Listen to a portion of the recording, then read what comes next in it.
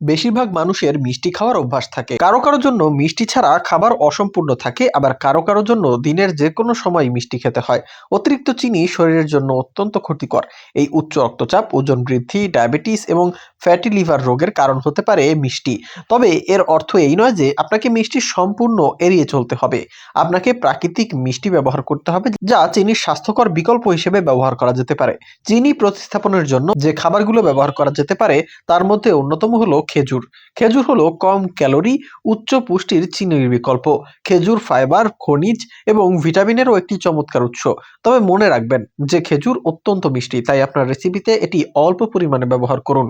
যদি খেজুর না থাকে তাহলে আপনি কিশমিশ বা কিশমিশের পেস্ট ব্যবহার করতে পারেন, যা স্বাস্থ্যের জন্য বেশ উপকারী। কিশমিশে প্রচুর আয়রন থাকে, যা হৃদযন্ত্রের স্বাস্থ্য বজায় রাখতে সাহায্য করে।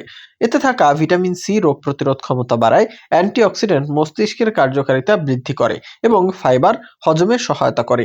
ঘন এবং সুস্বাদু কিশমিশের পেস্ট তৈরি করে 1 কাপ কিশমিশ এবং 1 কাপ গরম পানি মিশিয়ে ব্লেন্ড করে নিন। চিনির আরেকটি দুর্দান্ত বিকল্প হতে পারে গুড়। গুড়ে প্রচুর আয়রন থাকে, সেই সঙ্গে রোগ প্রতিরোধ ক্ষমতা উন্নত করতে, গ্লুকোজ নিয়ন্ত্রণ করতে এবং ওজন কমাতেও সাহায্য করে। গুড় আমাদের দেহে হজমকারী এনজাইমকে উদ্দীপিত করতে সাহায্য করে।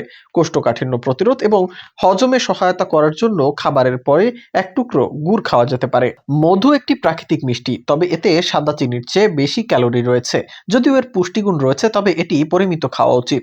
মধুতে প্রচুর পরিমাণে অ্যান্টিঅক্সিডেন্ট থাকে, যা শরীরকে প্রদাহের বিরুদ্ধে লড়াই করতে সাহায্য করতে পারে। প্রদাহ হৃদরোগ, অটোইমিউন ডিসঅর্ডার এবং ক্যান্সারের মতো বিভিন্ন স্বাস্থ্য সমস্যা সৃষ্টি করতে পারে। হজম ভালো করার জন্য 1 গ্লাস উষ্ণ পানিতে 1 চামচ মধু যোগ করে পান করুন।